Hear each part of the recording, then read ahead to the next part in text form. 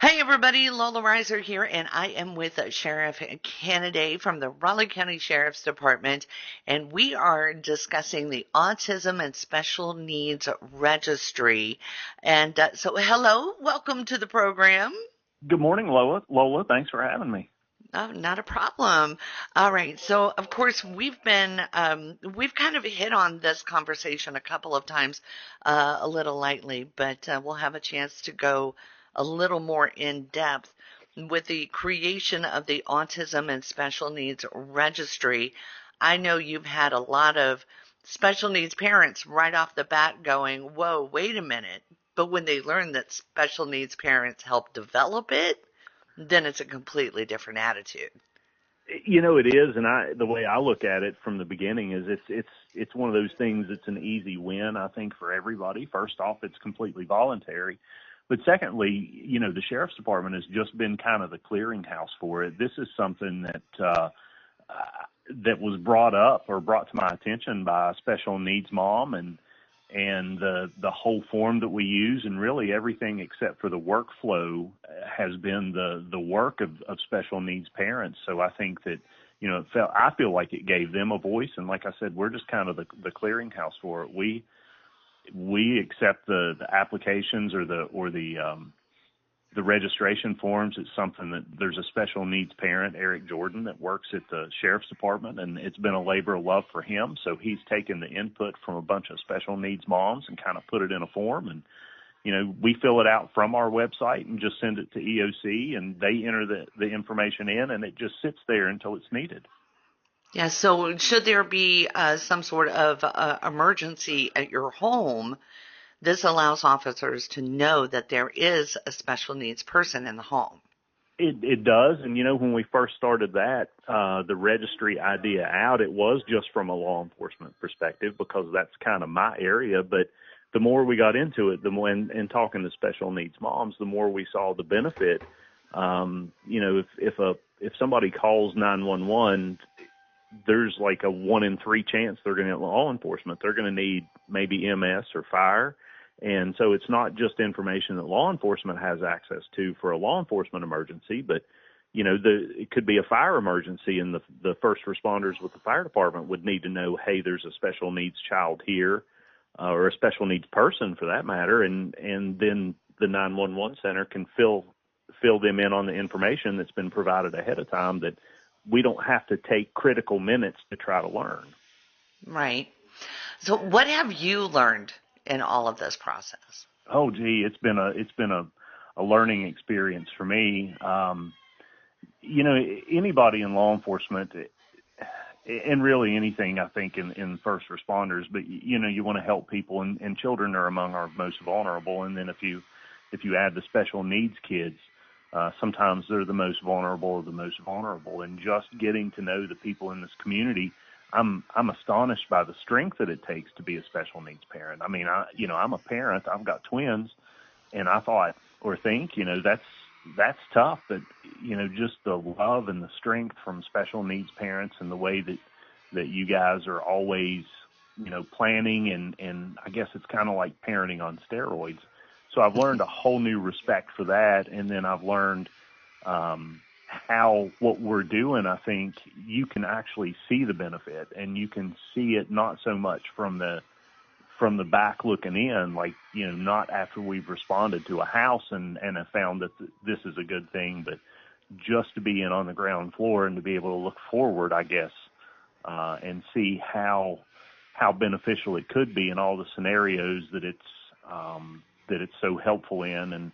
And you and I have talked before, it's kind of opened the door for Lieutenant Chris Lana in Beckley Fire Department and his Project Lifesaver program. And I think it's brought awareness to that program too. So, I think it's just done a whole lot of good, and it's really hard to quantify, and you may never be able to quantify it, but I think it's done a whole lot of good just initially. So let's break it down. The Autism and Special Needs Registry, it is a volunteer registry. You're not required to do it, but if you have a special needs person in your home, it's a good idea to register, just so that people and law enforcement and first responders know how to react to that special needs person in your home. That's absolutely correct, and I've got to give some credit that, several special needs parents I've worked with. The one that it's probably not her brainchild, but Tiffany Bowling made a post on Facebook months ago now, I guess, and had referenced a Florida law. Florida actually has a state law, state registry, and she had mentioned that we need something like that here in West Virginia, and that just struck my heart. So we tried to do it on a state level, and politics being politics, couldn't get it through. But I will say our local delegation here was very much for it. And the benefit to having the state registry is if you have a special needs child, say in Raleigh County, if you have it in the state registry and you get pulled over in, say, Mon County, the law enforcement officer up there will have that access to the same thing we have here, which is, from a law enforcement perspective, beneficial. So couldn't get that done on the state level, but what we could do on the county level was do that, and we wanted to make it voluntary. It's not something, nobody likes to have to fill out additional paperwork, but if you want to, you can fill this paperwork out, and right now it's just on a county level.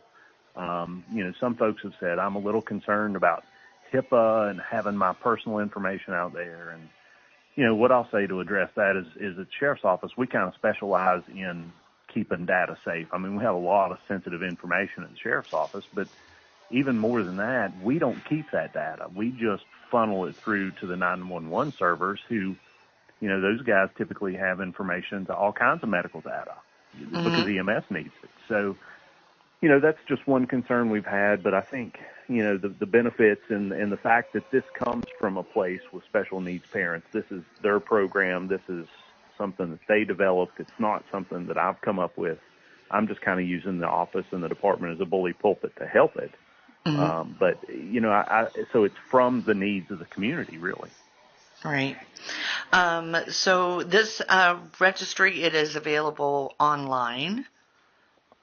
Yes, you can go to our website and fill out the form, and we've actually tweaked a little bit. There were some special needs parents that had asked for, and this is your all's program, their program, but it asked for some changes. So you go online, you fill out a form online. You can also download it and do it a paper copy. But for convenience, you can fill it out online and submit it. And, one of the quality of life changes that we've just made is you now get a response that says, hey, your form's been received. You've done it correctly. So you submit that, and we basically just ship that to the 911 center. And John Zielinski, who's the director of EOC, was in very early with this program, and they actually enter the data for us. So we just give them the data. They have a data processing section, and they enter that data. So, a special needs child lives at your residence. Well, you call 911, and whenever you make the phone call, everything associated with your number and your residence pops up on the dispatcher screen. So the dispatcher now has access to this information to give out to the first responders. Now, I know that we're talking a lot about children, but there are adult special needs persons living in homes. So if you're a caregiver of a special needs person, absolutely, still a good idea to get in here. I mean, yeah, we talk about the kids, but I think that's where a lot of us, our brains go first because, there are children, but that child might be 27 years old, right, and still have a special need to be dealt with. And that's one of the things, like you've asked, we started on the ground floor with this, and we're still learning, I'm sure, and still making some mistakes, but that's just one way that we've kind of expanded our horizons. You're right, it did start out with the kids, and in particular, one child in mind, because I know Miss Bowling's youngest, she has an autistic son, sweet kid, so much, so bright in the eyes, and so that was the thought process, and he was the thought process behind that, but meeting others in the community and other special needs kids, they all have that same life, about them. But it doesn't just affect the kids. We've expanded our horizon now to where it's adults or whatever, and that's where we work hand in hand with Project Lifesaver. And this is also, it's not, you guys are still going to push it towards legislation in the next legislative session. Absolutely. So Todd Kirby was the one that kind of took up the mantle initially. Todd is going to be the next circuit court judge, I believe. So his position is yet to be filled, but always trying to have a plan B. I've talked to Eric Brooks, and actually our entire delegation is behind it, but I think Eric Brooks and Chris Toney specifically are going to try to, they're really going to champion it for us. So what can we do as a general public to help support and get this in front of our legislators and let them know? Well, I think a couple of things. First off, if you're a special needs parent, be familiar with the program. Take part in it if you feel comfortable with it, but also spread the word. I checked this morning. We've had about 40 special needs kids or special needs parents that have signed up on the program since it started. We've worked through some issues. But become familiar with the program, understand the program, talk about the program within the special needs community, I think, and then especially in the legislative session, but have a voice, use your delegates as a voice, contact your delegate and say, hey, I'm a special needs parent, or I'm not, I just think this is a good thing, and let's try to get that pushed through on the state level. That's great. Come on, Mama and Papa Bears, let's do this. That's exactly, yeah. Let's do this. So, Sheriff Kennedy, is there anything else that you'd like to add on this portion of our conversation? No, I would like to touch just a little bit, and we talked a little bit, I think, before you went on the air with it, about Project Lifesaver. That's not something that the Sheriff's Department does. It does go through Beckley Fire Department, and it works well with the Special Needs Registry. You can actually, from our website, you can click a link and learn about Project Lifesaver, and basically what that is through Beckley Fire and Lieutenant Chris Lana. It's a way to, if you have a special needs person, which this is actually an expanded horizon, you can, maybe it's just say a dementia patient or something, but it's a way to track them.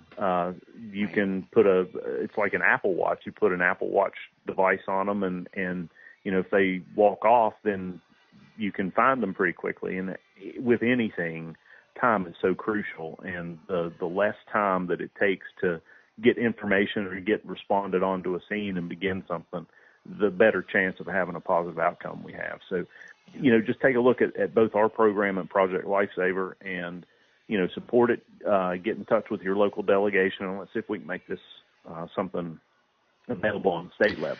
Now, Lifesaver is statewide, right? Yes, Lifesaver is statewide, and I think actually nationwide. Okay.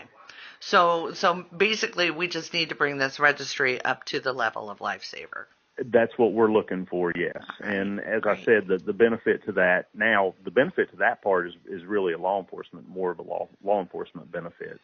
And it's a safety issue from a law enforcement perspective. If we go up on a traffic stop and we can know that there could be a special needs person in the car that's not going to be responsive to commands, that's maybe going to act differently than we anticipate a person to act, that's helpful in our response. So I think that it's a safety issue too. Right, for everybody involved. Exactly. The easiest way to find out more about the Special Needs Registry is to head to our website and click on Beckley.events and then go to Community Resources for complete details. A huge thank you to Sheriff Kennedy for his time. I'm Lola Riser.